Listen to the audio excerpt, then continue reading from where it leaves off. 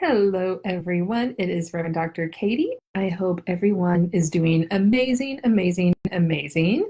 If not, listen up and maybe we can find some tools to help you be doing more amazing in your life. And today we are talking about fear. This has been a theme because I've been seeing lots of people's comments about their own fears in the past few weeks. And so I want to address this a little bit more. And we're going to talk about fear, but really I want to start with talking about what life feels like when we're not living in fear.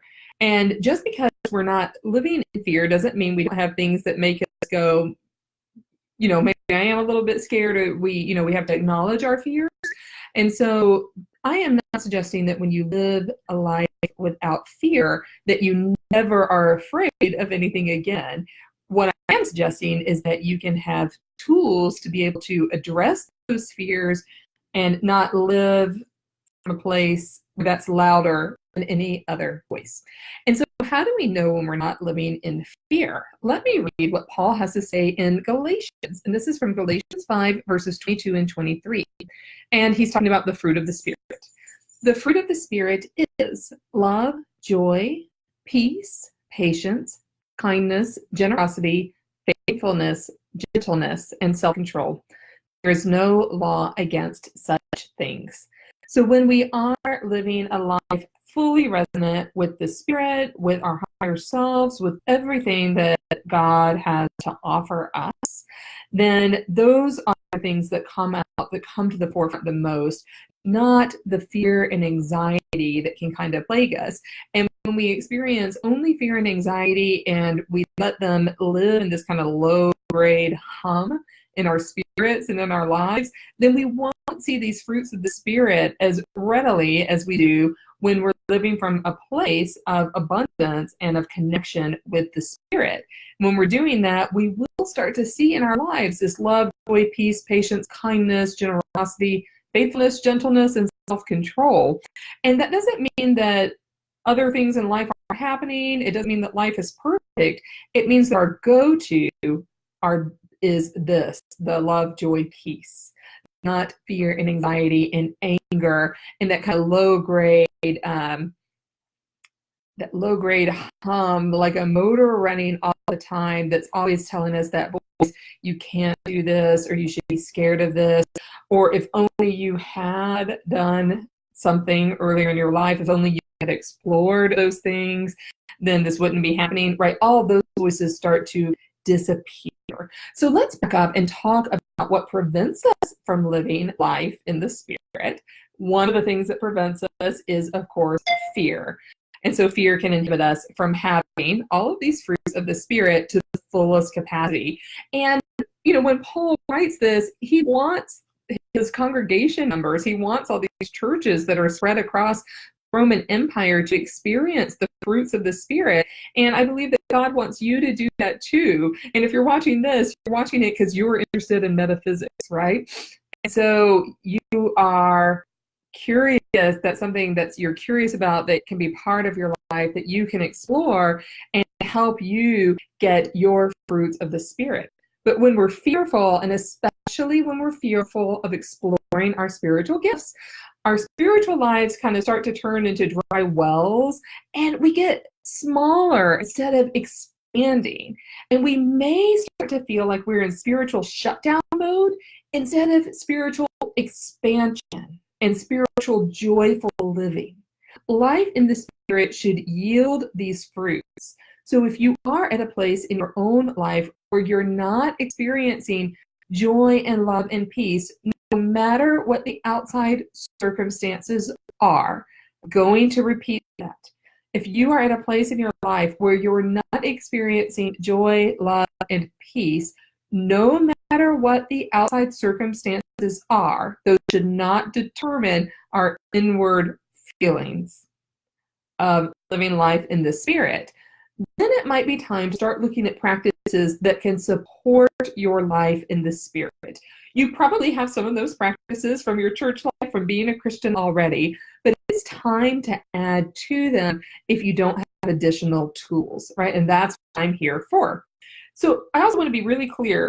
You can't go anywhere where the Spirit is not there. Absolutely nowhere. This is not about the Spirit abandoning you. God will never, ever abandon us. But we can live with that low vibrational hum of fear and anxiety, and we're not living fully in the Spirit. Spirit is always right there, and we have to be able to step into the Spirit, into that Spirit-filled life, and live it fully. When we start doing that, it's actually really easy. What's hard is when we're not doing it, but we get really used to living in places where we're not doing that. I know, because I've been there. I have days when I get there, but now I have the tools where I can really kind of externally look at myself and say, what do I need to do in order to be able to step really fully into life in the Spirit now? And I have all those tools available, and I can listen really closely to my own soul and to God's voice in my life in that way. So if you are fearful of your gifts, or you're fearful of exploring your gifts, or you haven't explored them to the fullest of their ability and your ability, it might be because you're thinking, I don't know if this is okay with God. That's a huge question that comes up. Or you're fearful about opening a door that shouldn't be opened, or you're fearful about what your family and friends will say. Those are all symptoms of fear that might be stopping you from living life fully in the Spirit. Then I would love to talk with you. So clients who have worked with me have discovered their metaphysical gifts, and they started using them to be of service in the world. And I love watching their lives just light up as a result. That's so much fun for me. And I watch clients find more meaning in their church lives. I watch clients find church lives, sometimes for the first time in decades, and they're able to reconnect to their own spirits and to God in new ways. And I know a lot of you are kind of avoiding church, or avoiding kind of finding that rich community for yourselves, and I get it, because that can be really tough. But when we sometimes avoid it, it also spills over to scripture, or to prayer life, or to all dimensions of the Christian life.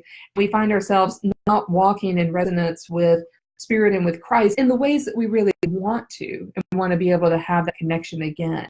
So when I watch people be able to do that and find those connections, oh my gosh, it's just amazing. And that's what I want for every single person who is watching this. And I want this for all the people that you are also going to influence in your life as well.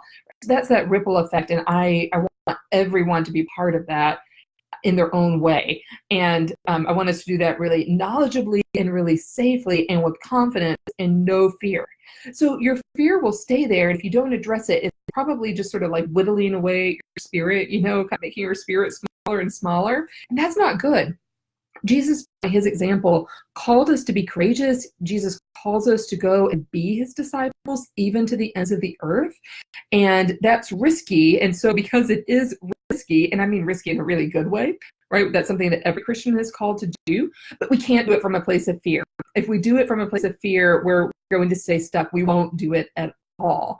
But when we do it from a place of finding our gifts, of being grounded in courage, of growing in confidence in our ability, and confidence that Christians are called to do these kinds of practices, then we can go forth and be disciples and make disciples.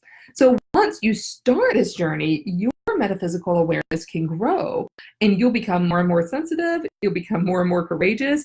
You'll be more and more surprised every day, which is really, really fun. And that's part of what is so cool about that. So this morning in meditation, well, first of all, I woke up about 3 a.m. I know a lot of you are waking up at 3 a.m. That's something we're all experiencing together. But I woke up at 3 a.m. I got up, I made some tea, I had my morning. And later on in the morning, I sat in some meditation, and that was wonderful. Actually, I listened to my own CD for my own meditation, which was a lovely gift. And so I was able to do that, and I was having really strong kind of feelings come through, and even sensations in my body as a result of the meditation. And I know that years ago I would have let fear or my logic brain kind of dismiss that. And one of the things I love about this life is that now I have the tools to work through what's happening. I can pay attention to that, and I can really celebrate it. And when I'm able to do that, I'm able to serve all of you better. And then you are able to serve everyone in your life better too. And that's really what it's all about. None of us do this alone. We all do this in community. We all do this together. And that's what I'm here for. So I'm here to be of service to you. So it's great to see everyone. Hello, everyone. I'm just saying hi, hi, hi, hi. It's great to see all of you. If you have any questions, go ahead and post them. I do. So if this is resonating with you and you are ready to embrace your courage, embrace your gifts, live that life fully in the spirit with metaphysics and your Christianity going hand in hand, then I would love to speak with you. I actually opened up just a few more appointments tomorrow. So I put the link up at the top. I'll put it down in the comments as well. So go ahead and book a call with me because I would love to talk. The call is complimentary and just see if we might be a good fit for working together. If I can get the same results for you that I've helped other clients get, I would love to do that and to have you as part of my ripple effect on the planet. And then you are going to have your own ripple effect, and it just goes on and on and on and on. And I love that. And that's kind of what we're all about here in the Metaphysical Christian. So it's wonderful to see all of you. I am going to go ahead and sign off. You know how to reach me. You can private message me, or you can just click that appointment button and go straight taking an appointment. Because I would love to talk with you and set aside that special time. And I don't ever have a conversation where I don't come away just really, really grateful for the strong community that we have, and in gratitude for all of your gifts, and hopefully vice versa. So be in touch. I would love to help you live a life of confidence and of courage. We're not operating from fear. We're only operating from that place of confident love that we experience, where we can really, really practice our metaphysical gifts and fine-tune them and hone them, and let that be part of our guidance system here on earth as disciples of Christ. All right, everyone, it's great to talk to you, and I will see you soon. Bye-bye.